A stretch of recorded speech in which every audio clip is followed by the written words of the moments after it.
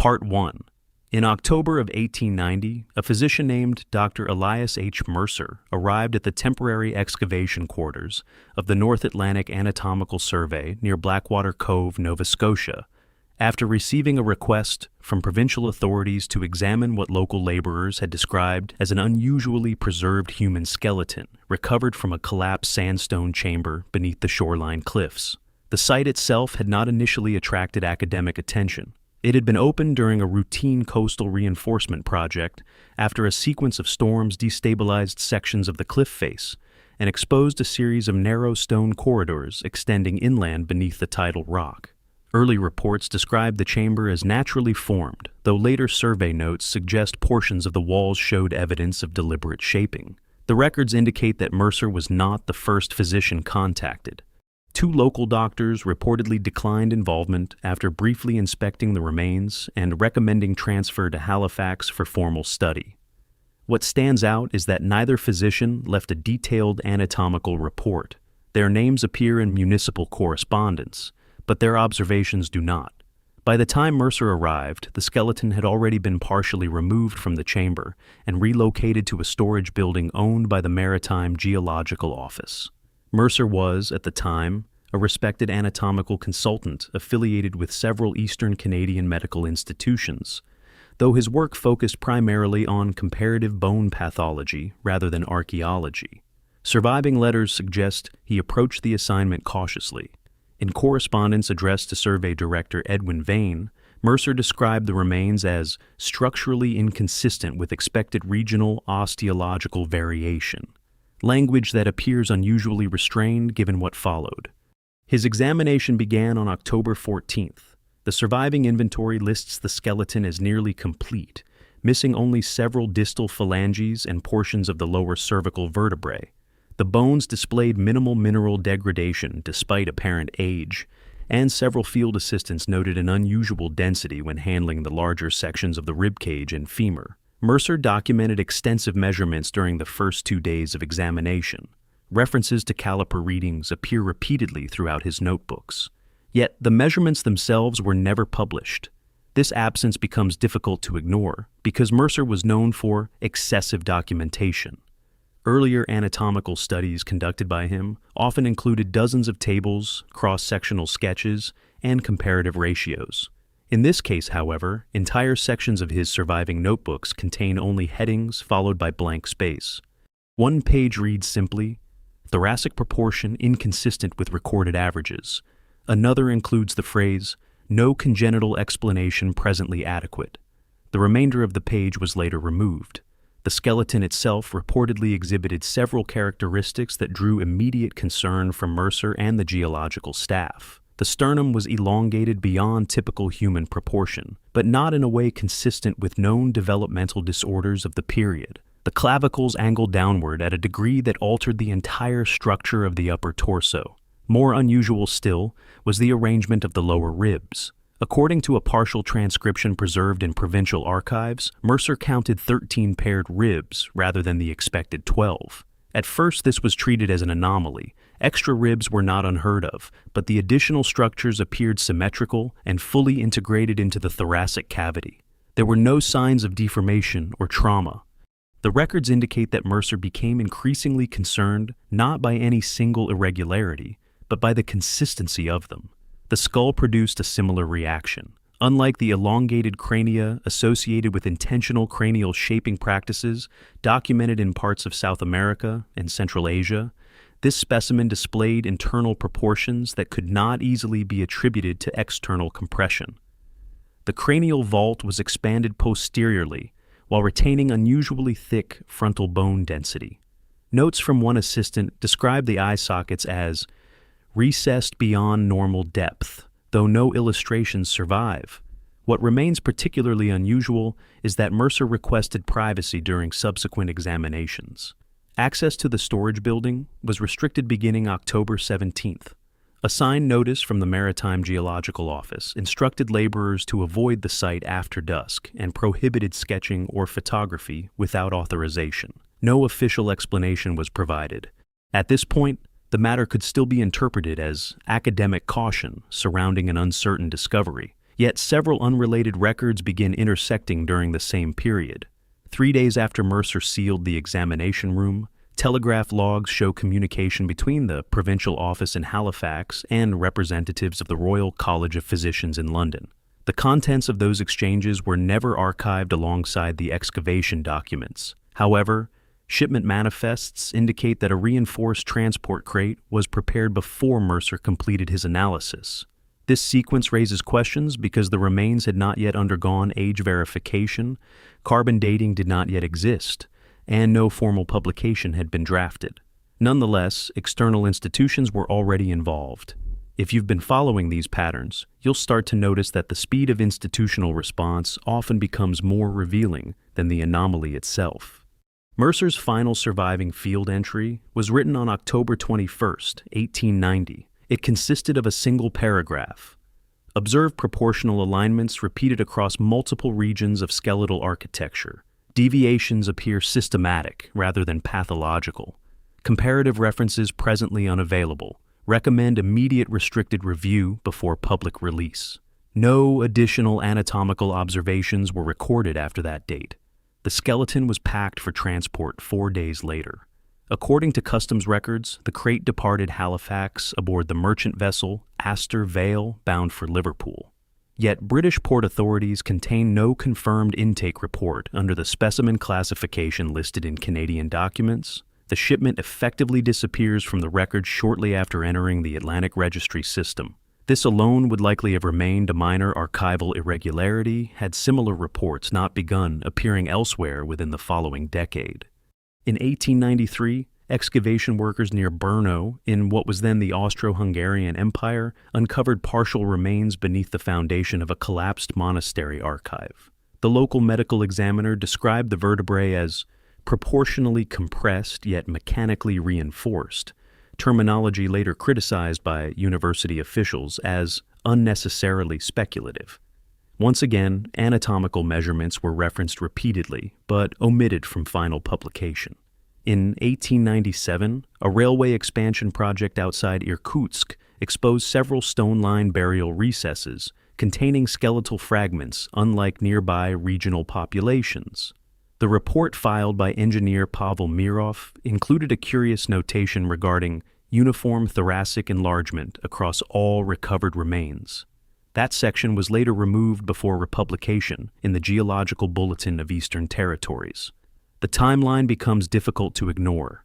Across different regions under unrelated circumstances, investigators repeatedly documented skeletal irregularities involving thoracic structure, cranial proportion, and bone density, and in each case, the same pattern emerged afterward: restricted access, incomplete measurements, delayed publication, and institutional transfer.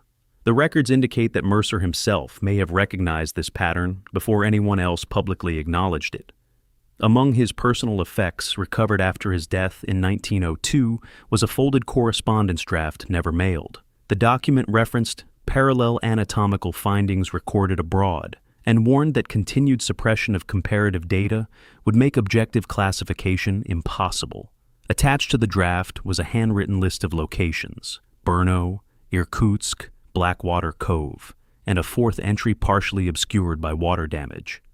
The final visible word read only Patagonia. Part 2. The Patagonian reference remained largely overlooked for decades because Mercer's unpublished correspondence was cataloged incorrectly among shipping records rather than medical archives. When historians eventually rediscovered the document in the mid-20th century, attention focused primarily on the missing specimen from Nova Scotia. Yet, the more significant detail may have been the existence of a coordinated list at all. Mercer appeared to believe the discoveries were connected.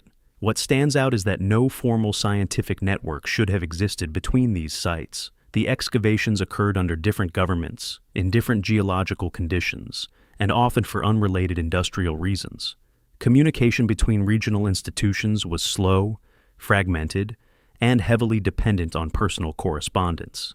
Despite this, the anomalies described within surviving records follow a remarkably narrow pattern. In southern Argentina during the winter of 1888, 2 years before the Blackwater Cove discovery, workers associated with a private mineral survey near Lago Cardiel reportedly uncovered a burial cavity lined with polished stone slabs, unlike surrounding indigenous structures. Most of the official survey logs were lost in a warehouse fire in 1904, but fragments preserved in church records describe a body of unusual frame and advanced preservation. The local physician assigned to inspect the remains, Dr. Mateo Alvar, noted an abnormal rib arrangement and disproportionate pulmonary enclosure. He also recorded that the femoral shafts displayed density requiring specialized saw equipment to section. No photographs survive. More unusual still was the response from authorities in Buenos Aires. Within 12 days of Alvar's preliminary report, the remains were transferred under military escort to the capital. The section of the archive describing the transfer authorization was later removed. No official explanation was provided. This was not an isolated case. Between 1890 and 1910, scattered references to anatomically inconsistent skeletal discoveries begin appearing with increasing frequency across medical journals, mining reports, and provincial excavation logs. Most descriptions were cautious. Very few investigators attempted interpretation. The language remained technical, almost defensive, as though the observers understood the professional consequences of overstatement, yet certain phrases recur with unusual consistency. Thoracic extension beyond accepted variance. Symmetrical additional rib structures. Cranial density inconsistent with expected age degradation. Measurements withheld pending institutional review. The data does not fully align with known congenital conditions documented during that era. Individual anomalies could be explained independently, but the clustering of specific traits across unrelated regions created growing discomfort among anatomists attempting comparative analysis. In 1903, Professor Henri Valette of the University of Lyon privately assembled what may have been the first cross-regional comparison of these discoveries.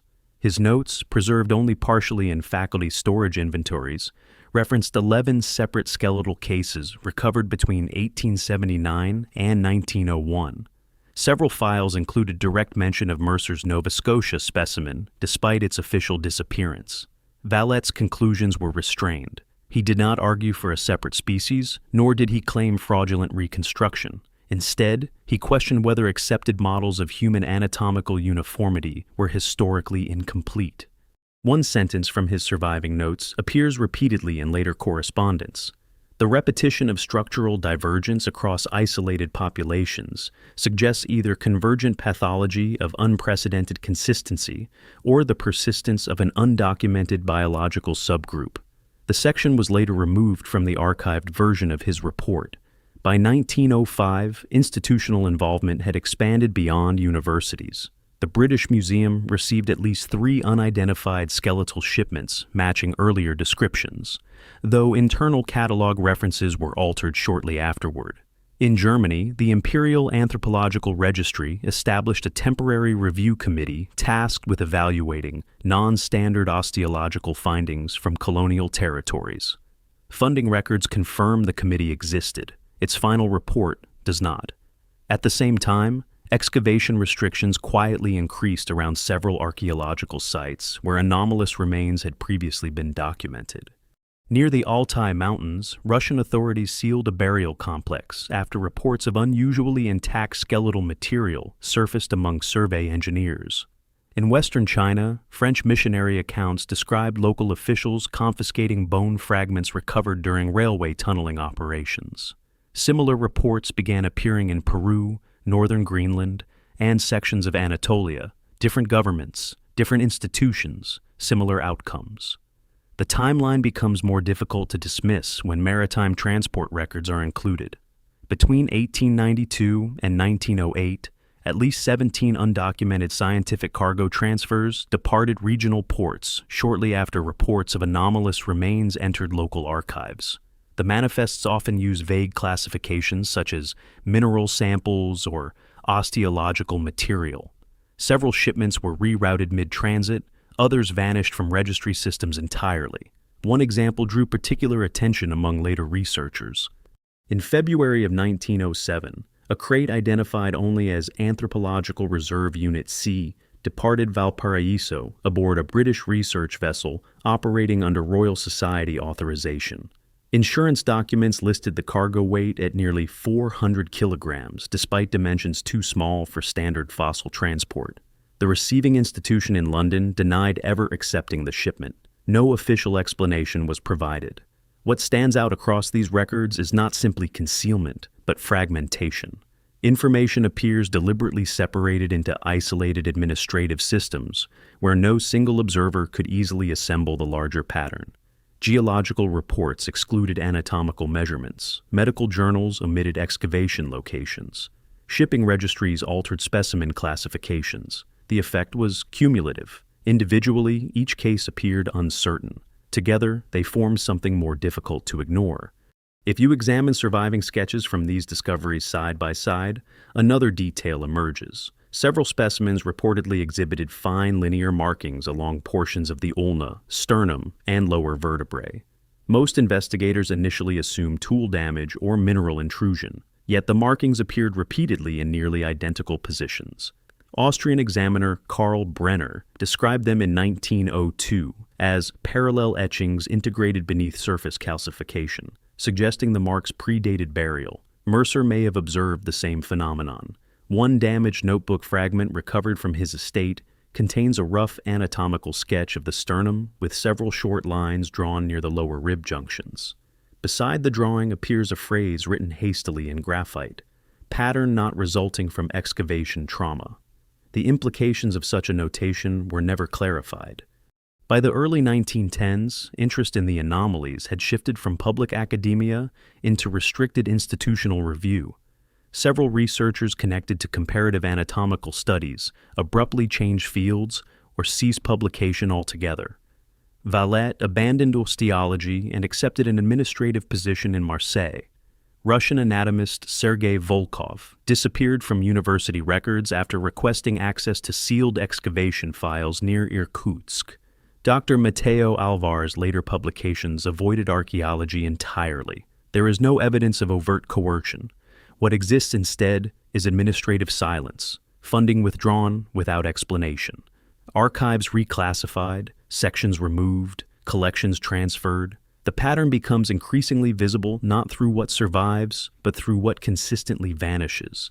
And beneath those disappearances, another connection slowly begins to emerge.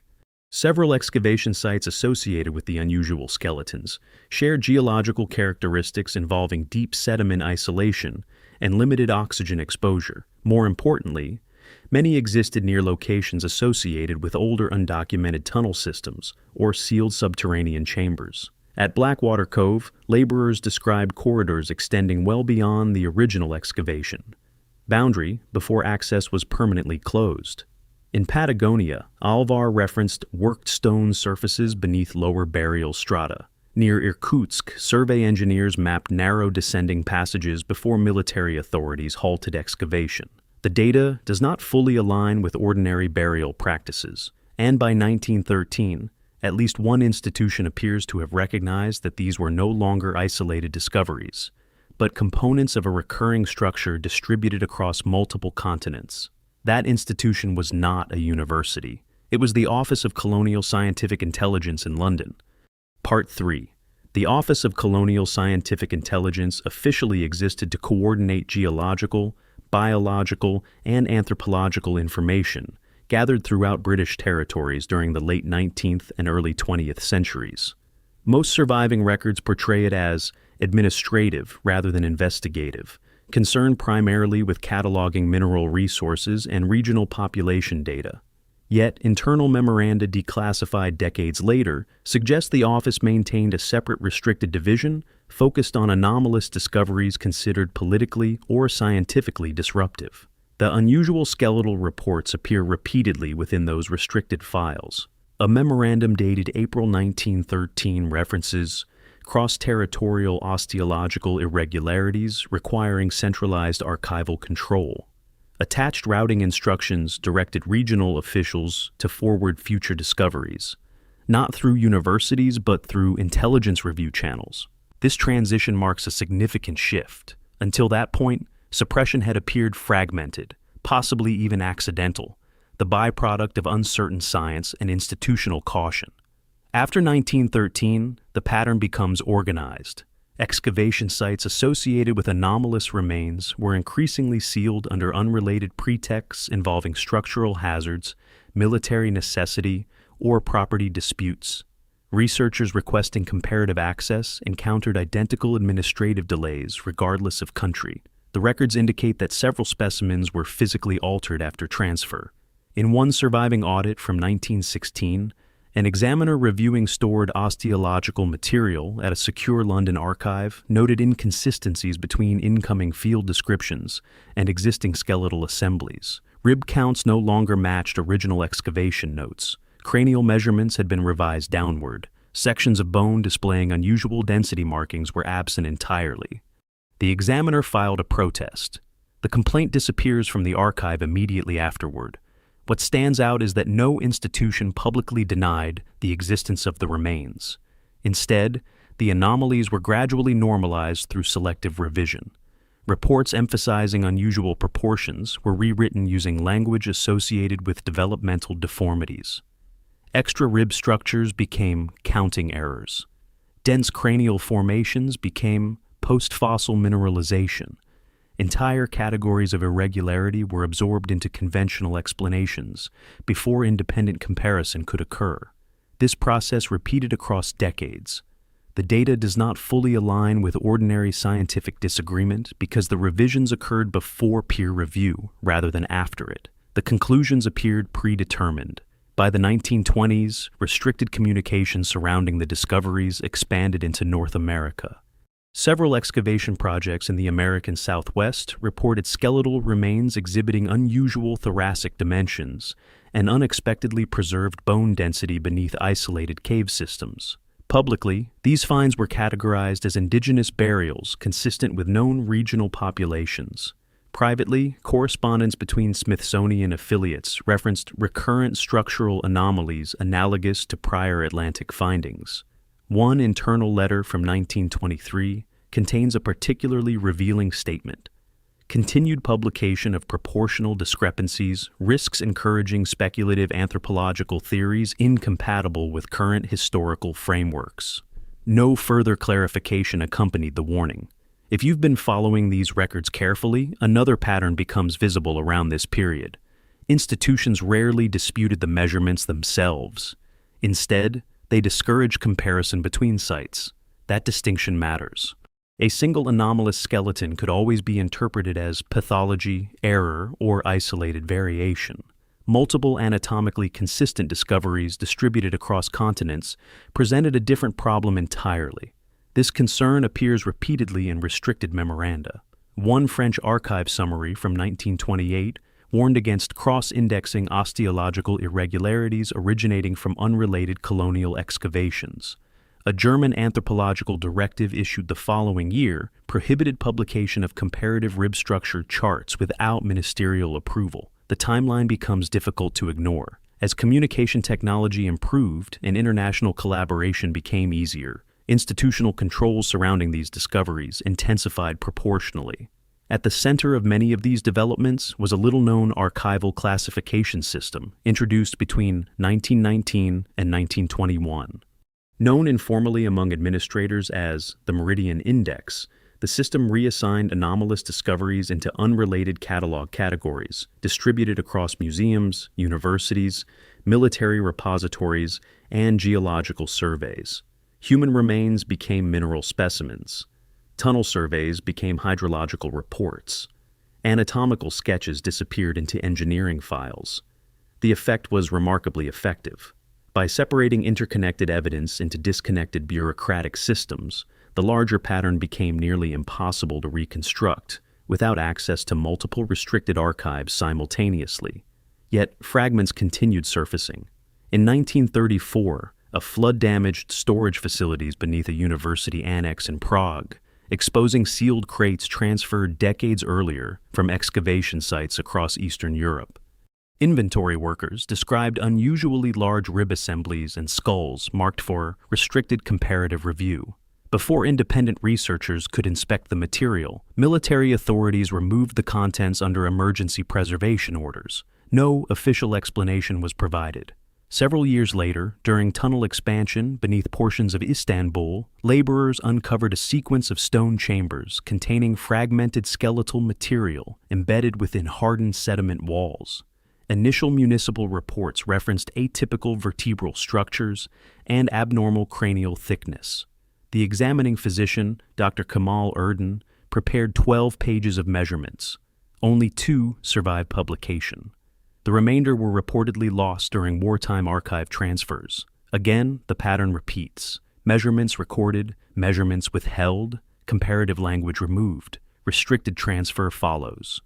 What makes the system surrounding these discoveries particularly difficult to analyze is the absence of explicit centralized directives. No surviving document states that governments believed the skeletons represented a hidden species or unknown branch of humanity. The records remain cautious at every level, yet caution itself becomes part of the pattern. The possibility repeatedly avoided in official correspondence was not merely biological anomaly, but chronological inconsistency.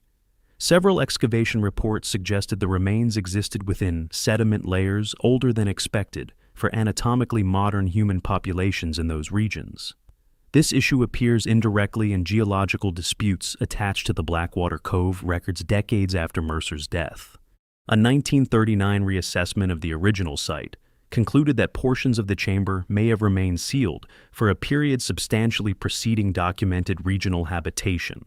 The statement was later amended before publication. Similar revisions occurred elsewhere. Near Lago Cardiel, geologists questioned whether the burial cavity predated known settlement patterns. In the Altai region, stratigraphic analysis produced conflicting age estimates later attributed to contamination. In Anatolia, lower chamber sediments reportedly contained tool marks beneath layers considered significantly older than surrounding archaeological material. The data does not fully align, and perhaps more importantly, institutions appeared less concerned with proving an alternative explanation than with preventing those inconsistencies from accumulating publicly. By the middle of the 20th century, the original skeleton examined by Mercer in 1890 had effectively vanished from official history. References to the Blackwater Cove discovery were reduced to footnotes describing a disputed coastal excavation with incomplete records. Mercer himself became known primarily for unrelated anatomical publications. Yet, among archivists, geologists, and a small number of comparative anatomists, the pattern persisted quietly beneath institutional memory. Because every few years, another discovery surfaced: a sealed chamber, an unusual skeleton, measurements taken, measurements removed, and always the same restrained language appearing somewhere within the surviving documentation. Structural divergence systematic rather than pathological. Part 4. By the late 1960s, advances in forensic analysis and radiometric dating should have clarified many of the uncertainties surrounding the earlier discoveries. Instead, the newer technologies introduced additional contradictions.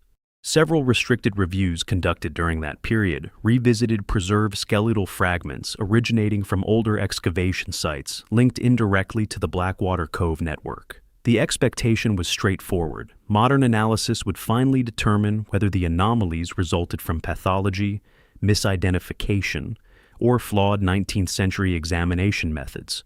The conclusions were less definitive than anticipated. In 1968, a laboratory review associated with a university consortium in Edinburgh reportedly analyzed rib fragments believed to originate from the Irkutsk collection. Bone density measurements exceeded expected human averages while retaining ordinary biological composition. The examining team initially suspected fossil mineral contamination, yet microscopic analysis indicated that density patterns existed within the original tissue structure itself. The section describing these results was later removed from the final institutional summary. No official explanation was provided. At nearly the same time, a reassessment of archival sketches from Patagonia produced another inconsistency. Anatomists comparing the drawings against known human skeletal variation concluded that several proportional ratios should have impaired respiratory function if interpreted literally. Yet the surrounding bone reinforcement appeared adapted specifically to support the expanded thoracic structure. This observation echoed Mercer's original concern from 1890. The deviations appeared systematic, not random, not degenerative, systematic. What stands out across later reviews is the gradual shift in institutional language. Earlier records treated the skeletons as anatomical curiosities. Mid-century memoranda increasingly framed them as informational hazards capable of destabilizing accepted historical models if interpreted incorrectly. A confidential advisory circulated among several museum administrations in 1972 warned against premature public synthesis of isolated osteological anomalies lacking contextual certainty. The document did not deny the discoveries. It discouraged comparison. Again, the same pattern. Separate the records, limit cross-analysis, prevent accumulation. Because accumulation changes interpretation, a single contradiction can be dismissed. Repetition becomes more difficult. And repetition continued. In 1977, construction workers beneath a municipal district outside Naples uncovered a collapsed chamber containing fragmented skeletal remains embedded within hardened marine sediment. Preliminary analysis referenced unusual clavicle orientation and reinforced vertebral density, remarkably similar to descriptions from Blackwater Cove and Brno. The excavation was closed within weeks due to structural instability. The records indicate that military engineers supervised the sealing operation rather than archaeologists. In 1984, during offshore drilling surveys near Greenland, sonar imaging identified geometric voids beneath submerged sediment layers, later associated with recovered bone fragments displaying abnormal cortical thickness. Access restrictions were imposed before independent review could occur. This was not an isolated case. What emerges over time is not evidence of a singular hidden species or lost civilization, but something structurally stranger. A repeating administrative behavior surrounding certain categories of discovery. Institutions changed, governments changed, scientific paradigms evolved, yet the response pattern remained astonishingly consistent across nearly a century. Restricted transfer, fragmented archives, missing measurements, reclassified reports, quiet normalization. The persistence of that system may be more significant than the skeletons themselves, because the central contradiction was never resolved. If the anomalies represented ordinary pathology, why were comparative studies repeatedly interrupted rather than encouraged? If the measurements resulted from error, why were the original data tables removed instead of corrected publicly? And if the discoveries held no broader implication, why did so many institutions independently converge upon the same methods of containment? The records indicate that some researchers eventually reached an uncomfortable possibility, not that history contained evidence of another human lineage, but that the modern framework used to classify human history may depend heavily on excluding data that does not fit expected continuity. This distinction matters. Scientific systems require stable categories. Archaeology depends upon chronological consistency. Anthropology relies upon comparative predictability across populations and developmental structures. Anomalies can be incorporated individually, but only up to a point. Beyond that threshold, anomalies begin interacting, patterns form. And once patterns form, older assumptions become difficult to preserve intact. A surviving interview recorded in 1989 with retired archival technician Leonard Hales provides a rare glimpse into how some institutions internally approach the issue. Hales had worked briefly with transferred osteological collections connected to restricted British repositories during the 1950s. He did not claim conspiracy. He described something quieter. According to Hales, researchers were often permitted to examine isolated specimens, but discouraged from accessing comparative catalogs linking multiple discoveries together. Requests for cross-regional review generated administrative delays regardless of subject matter. It wasn't that anyone said the material was false, he explained. It was that the broader arrangement of it became inaccessible. You could study one fragment, never the pattern. That statement aligns closely with the Meridian Index system established decades earlier, and perhaps that is where the deeper unease originates, not from the possibility that unusual skeletons were discovered. Such discoveries occur regularly throughout archaeology, but from the repeated appearance of structures designed specifically to prevent synthesis. Because once the records are viewed collectively, several assumptions become harder to maintain confidently. The anomalies span continents. They appear across incompatible historical periods. They involve recurring anatomical features documented independently by observers who often had no contact with one another. And most importantly, the measurements themselves, the precise numerical data that could either confirm or eliminate speculation, repeatedly disappear. Mercer's missing tables from 1890 remain perhaps the clearest example. The last doctor known to have fully examined the Blackwater Cove skeleton spent days recording measurements in meticulous detail. Witnesses confirmed the existence of those notes. Headings remain preserved. References to ratios and proportional comparisons appear throughout surviving pages. Yet the numbers are gone. The absence itself becomes part of the evidence. Not evidence proving an alternative history, but evidence of interruption, of incomplete transmission, of boundaries placed carefully around certain forms of comparison. If you trace the pattern long enough, another realization begins to emerge.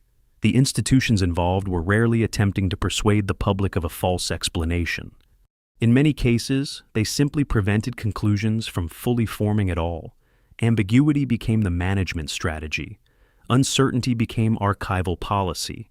And over time, uncertainty itself acquired the appearance of absence. Today, Blackwater Cove remains largely inaccessible due to coastal instability. Portions of the original tunnel system collapsed sometime during the early 20th century, though later geological surveys suggest deeper chambers may still exist beyond the sealed sections. No complete excavation has ever resumed. The surviving records remain scattered across medical archives, shipping registries, university basements, military transfers, and damaged geological reports spread over multiple countries. Individually, they appear inconclusive. Together, they describe something far more difficult to categorize. Not a discovery, a recurrence, a recurring structure of anomalies followed by containment. And at the center of that structure remains a missing set of measurements recorded in 1890 by a physician who appeared increasingly disturbed, not by what he found, but by how closely it resembled findings elsewhere.